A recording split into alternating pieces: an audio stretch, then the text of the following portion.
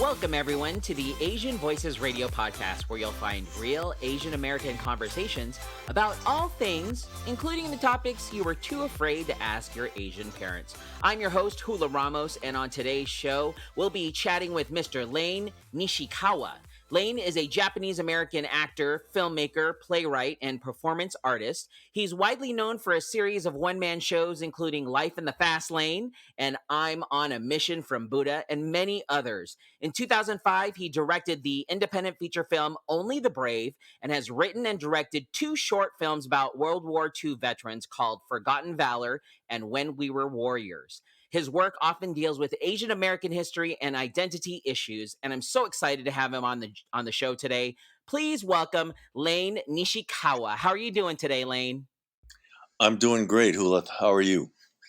I'm doing well. Thank you so much for joining us. I'm really excited to speak to you because, with a lot of people, a lot of young folks who are wanting to get into the business, so to speak, they are looking up to you, especially if they're Asian American. They're looking up to actors and directors and filmmakers just like you. And so I want to get your story out there. Let's start off with just from the very beginning. Share with us your life growing up as what they say, did I say it right? Sansei? Is that how you say it?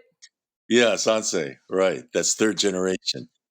Yes, which is Japanese for third generation American. And share with us your story.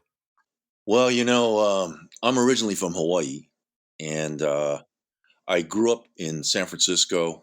Did all my schooling there, all the way up till San Francisco State University. And while I was there, I had heard of the Asian American Theater Company. That was in San Francisco. And I got involved because I was interested in writing at first.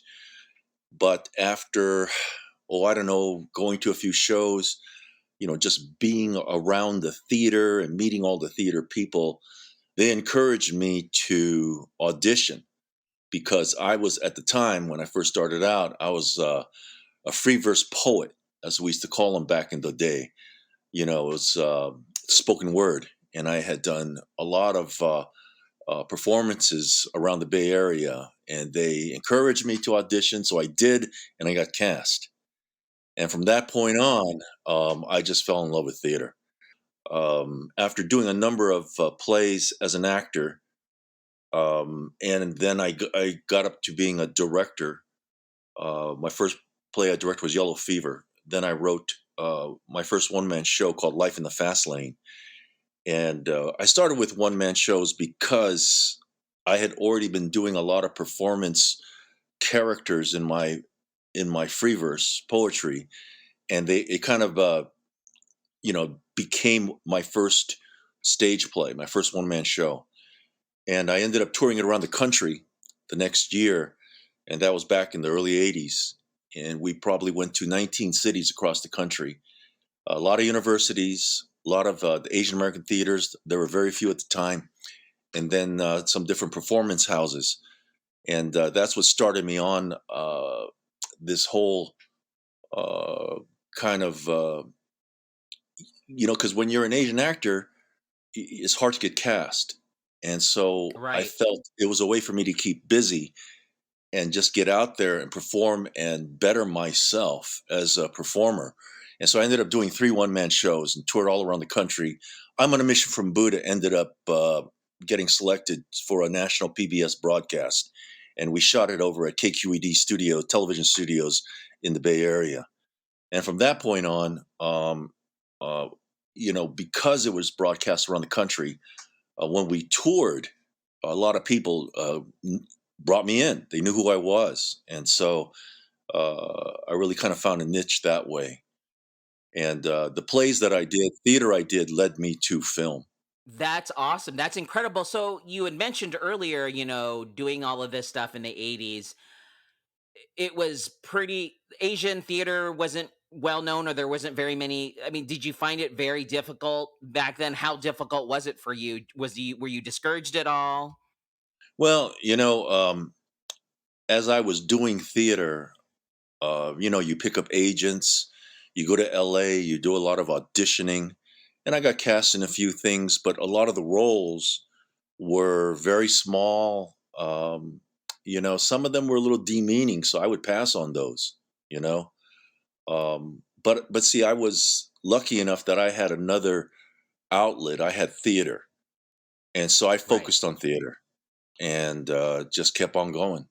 How was theater different for you? How did it allow you to grow as an actor versus wanting to do films or commercials or stuff like that? Well, it's not that I didn't want to. There just wasn't a lot. There just wasn't a lot out there. And Right. I would get discouraged here and there. I remember going for an audition, and I remember the guy who got it. But I remember when I went to the audition, they said to me, "You're a little too tall and your voice is too low." And I couldn't believe it. And I just walked out. I went, "Okay, so you're looking for an Asian guy that's shorter than me and has a higher voice. Well, that's not going to work." And so, but as far as with theater is, you have a little more control of your destiny. At least I did, because I wrote plays. I was a writer, so I could create work. And I would, my one man shows, of course, I toured, but then I started to do multiple character plays. By then, I had performed at a lot of performance houses like Scottsdale Center for the Arts, Teatro Campesino. I performed at, Maui's uh, Center for the Performing Arts out there. You know, and they'll bring in and help you develop work. And so that's what I did with a number of other plays. I'd be in residency at different performing houses or theater companies, and that was a way for me to grow as a writer. And most of the time, I directed those pieces and produced them too.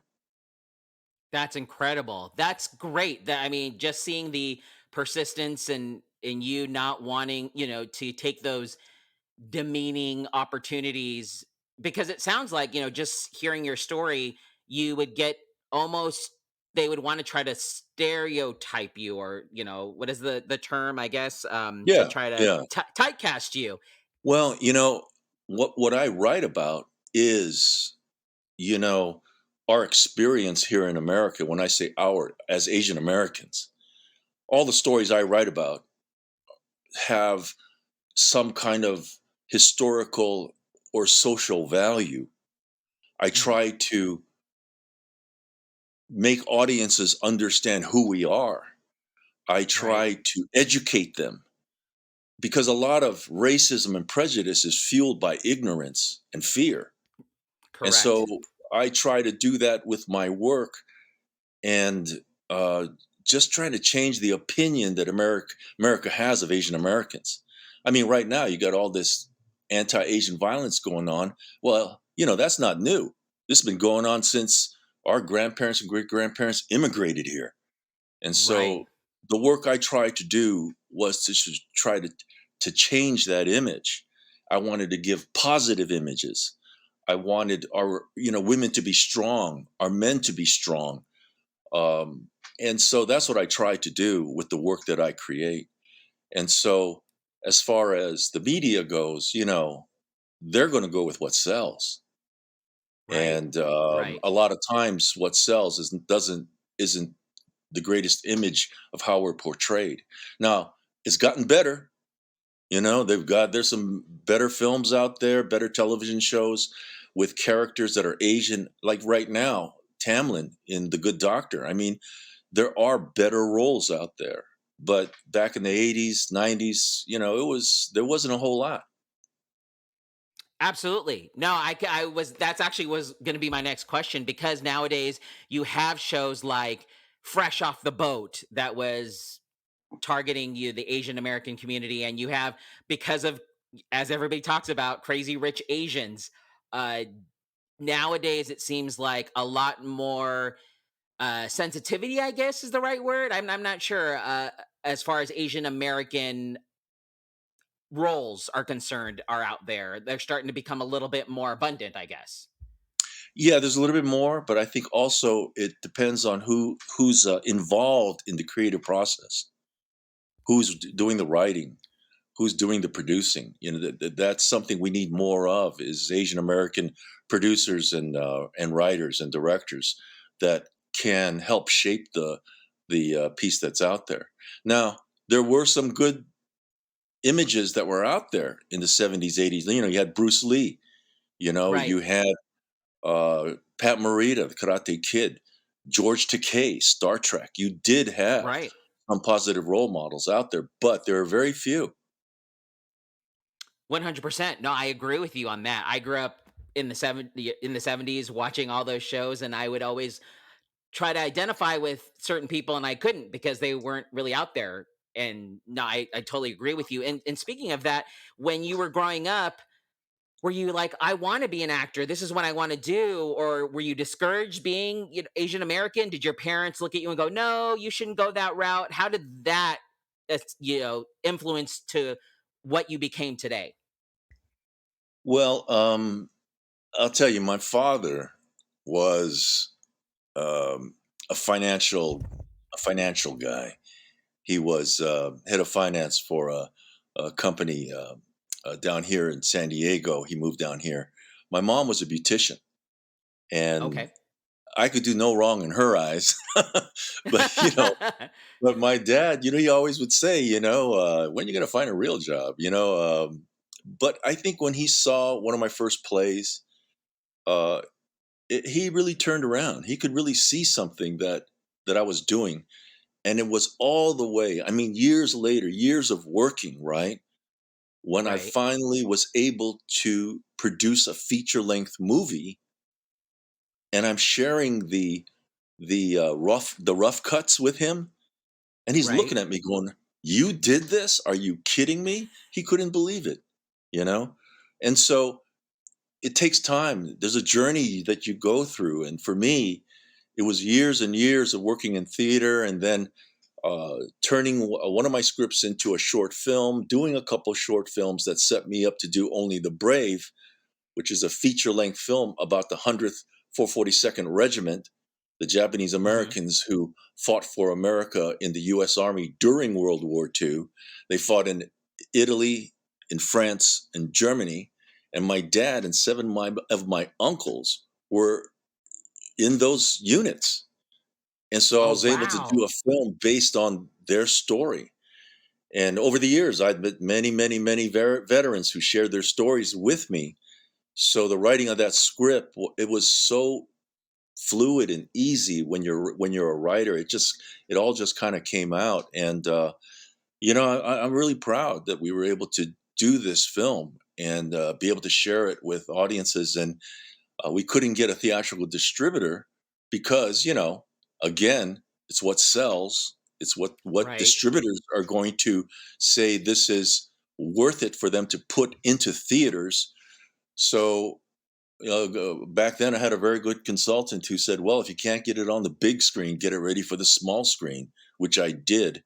And after more years of touring and struggling and getting it out there, we finally got it on Showtime. So it takes time, but as far as for my dad, it was really great sitting in the living room with him and showing him the rough cuts as I'm getting ready to go back up to LA to do another edit, and he was just watching the outtakes and just couldn't believe it.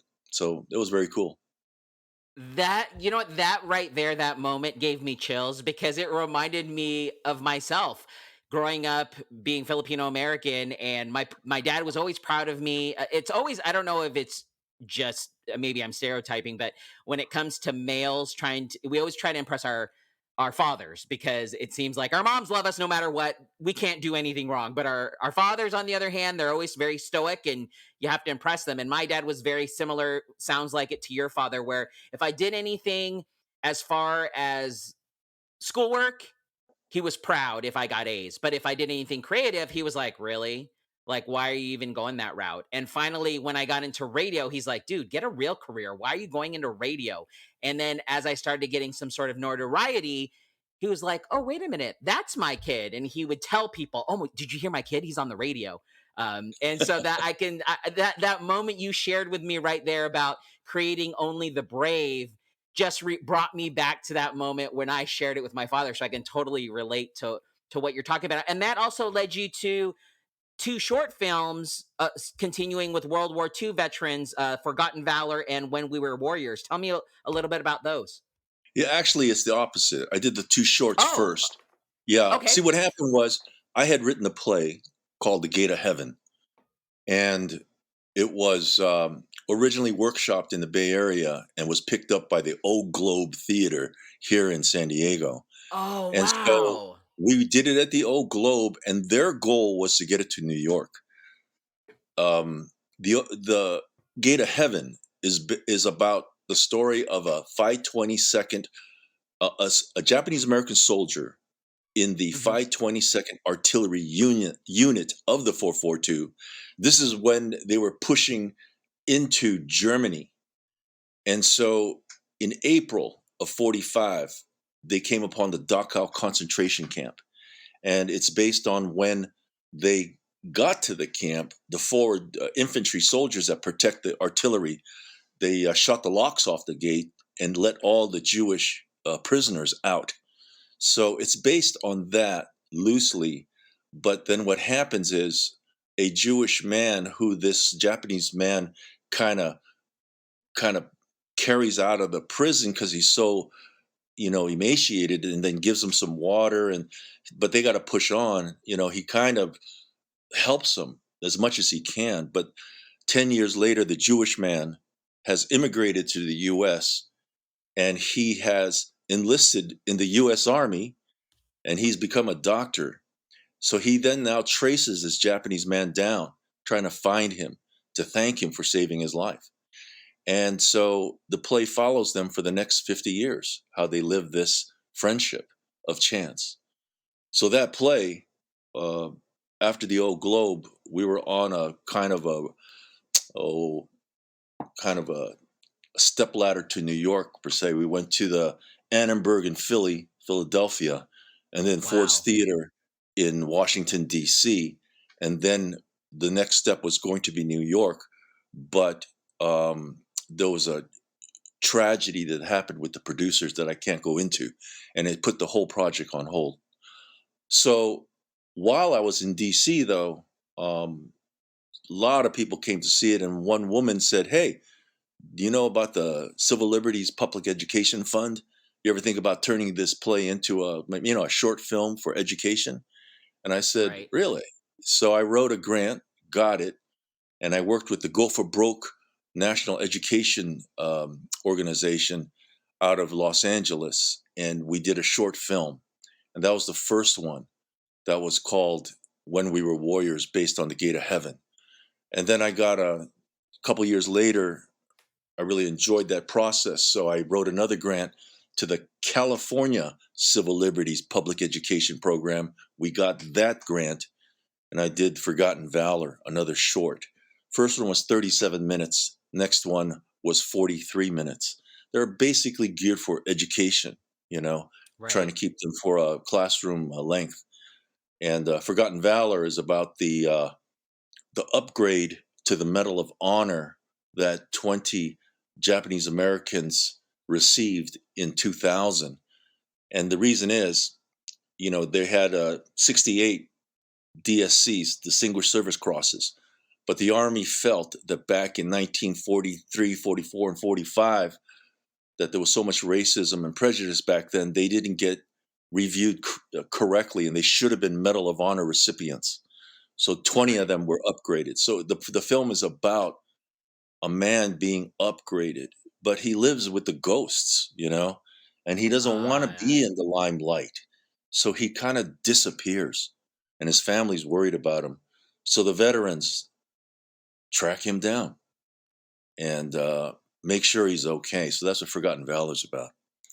So those two shorter projects, kind of prepared me to do Only the Brave, which is feature length, very big project. We took me almost 2 years to raise the funds, but um, we were one of three films that were accepted back then. Universal Studios had a independent film program. We were one of three films that was picked. So what that meant was that you could shoot in the back lot, and you would not be charged their daily rental. The daily oh, rental wow. at Universal Studios just to be there is Uh-huh. $25,000 a day. And so Oh my gosh. So out of our 21 shooting days, 10 were at Universal Studios, and they provided us a lot. I mean, a lot of equipment, personnel. For example, the opening scene, we take a French village based on Brière's in France. When we got to the set, which is, this is the old European town, back lot of Universal Studios, they had already painted signage from Brière's in 1943. They had already researched it, painted it. They had de-stressed, stressed the buildings out so that they looked like they were bombed out. They brought in different things that they could set on fire. I mean, it was just amazing what they did That's to incredible. help us shoot.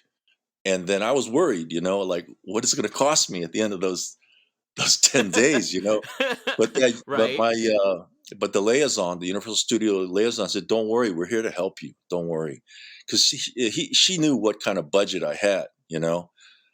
Right. So at the end of the day, those 10 days cost me $27,000, and I know that that was mainly for personnel, you know, um, and it helped our production tremendously.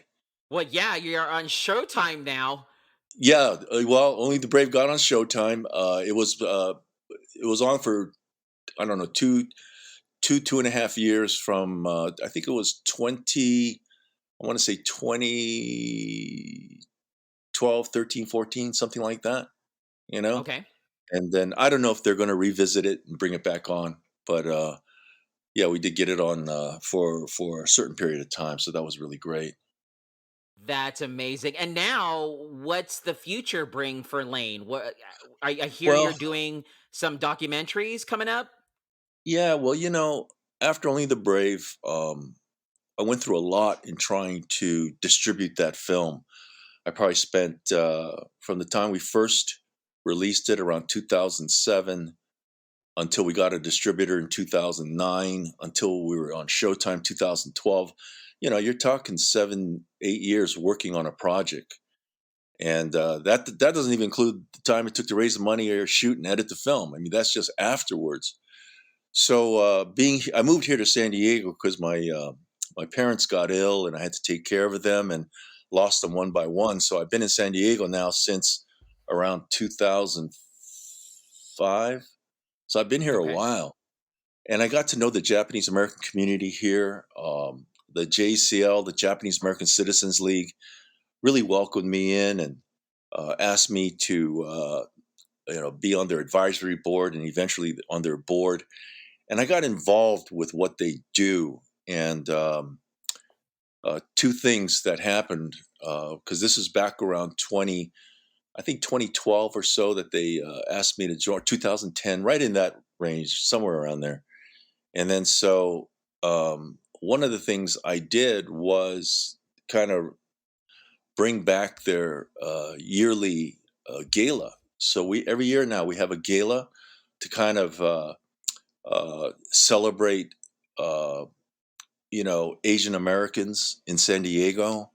We give out scholarships to the youth, and in 2015, which was the first one, we decided to do a short uh, documentary on the few remaining Japanese American veterans of World War II, the local guys here in San Diego. So we shot a short film, and we were able to present a portion of it at the gala. And Oh, I brought in David Ono from LA. He's the ABC News anchor.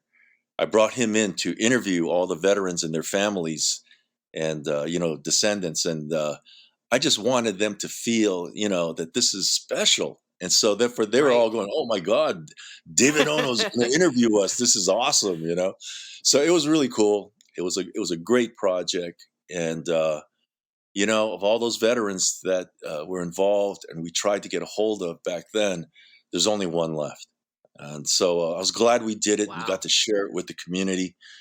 And that kind of started me on documentaries. And so after that one, um, I decided I wanted to do uh, something on the internment, because that was around 2016, 17. I kind of felt that our politicians in the country had forgotten about the fight for redress that happened, the Hmm. apology that Congress gave to Japanese Americans for putting them into the camps. And so I got a grant from the National Park Service Japanese American Confinement Sites Program to do a feature documentary. That was in 2017. So we set out, we went to 7 cities, we visited 2 internment camps. I interviewed about 40, 45 different people, a lot of leaders in the Japanese American community, a lot of people who were involved in the redress and reparations movement. And so we were able to produce Our Lost Years. It's a feature length documentary that examines the internment, but it also examines that 10-year fight for an apology, and then also kind of brings it up to date to what's going on today. So that documentary, had it finished in 2019, and the end of 2019, we were taking it on a 25-city tour across the country because I had Right. done that with Only the Brave. I did 25 cities. So in 2020, February, no, in February, end of February, we had done about 8 cities by then, and then COVID hit. So I had to Right. postpone 18 cities. So been a little dormant last year, and then this year, because of the rise of hate and violence against Asians, I decided, we got let's show the movie, and let's have virtual screenings, and then let's have discussions on Stop AAPI Hate immediately after so that the film kind of gives audiences a jumping off point. That, hey, Right. hate against Asians started a long time ago, and let's talk about how it's affecting us today. And so we've done a couple of cities now. It's been very, very successful, because not just Japanese Americans, are tuning in. You got different Asian American community folks and leaders, uh, Caucasian communities, Black Americans. Everybody's logging on, right? Right. So Right. it's really kind of cool how it's happening. And so we just started it. We did a couple cities, and we're going to continue to do that until we can start doing live events again. No, that's incredible. I love that. And if I wanted to see this screening, or if I wanted to see the film, how do you have? Are you on social media that I can follow, or how can I get informed about all of this? Yeah, we just put together a new website, and it's my production company's name, westriverproductions.com. And we'll have listings of all the cities that we're going to be holding virtual screenings or going to eventually. I just met with people in Vegas. So we're talking about doing a live event there because they're opening up. I met with people in Phoenix, the same thing. They're starting to open up. So I'd say in the next 2 to 3 months, we'll be having some live screenings, but also we're going to do some virtual ones, with people that, you know, still want to be careful, which is fine, you know. Right. But I really think that out of this, you know, we have to talk about how do we protect our elderly? How do we protect our women? How do we protect our young people? You know, I because agree. they're the targets. They're the targets of of these of the people that again are so ignorant and fearful of who we are. You know, there's a real false pretense in terms of who we are, and so we gotta change this. I So agree. yeah, I so think it's that's perfect timing right now with this yeah, coming out. I love yeah, this. And remind everybody who's listening right now one more time that website. yes, West River Productions. But this is all leading up to the next film project I'm doing, which is Our League of Dreams, which is the story of the 90 plus year history of the JCL, the Japanese American Citizens League. And this is an example of an organization who's been fighting, anti-Asian sentiment since 1929. And so Wow. we're going to not just show their history, but we're also going to show w- and talk about what is happening right now, this very minute. And so it's going to be a very exciting program. And and since are we broadcasting out of San Diego? Is that true? Yes, yes, correct. I got to give a couple shout outs here. San Diego Gas and Electric just donated $25,000 to the film. And Wow. also Kaiser Permanente and Asian Americans for Advancing Justice just gave our chapter, San Diego chapter JCL, a grant to do a short documentary on Stop AAPI Hate. And this is going to be local. So we just got the word on it. I'm really excited about this. The project is going to be called AAPI United because I feel we have to have a united voice. We have to look at all the communities, not just Japanese American, all Hmm. communities. And that's the thing I give JCL credit for. They're a Japanese American Citizens League, but they fight to protect the rights of everyone, not just Japanese Americans, not just Asian Americans, everyone.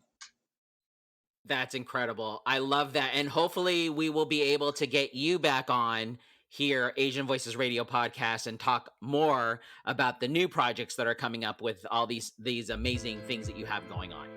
Sounds good. Absolutely. Thank you so much, Lane, for being on the show today. We appreciate you. One more time, where can people find you and get updated information, that website?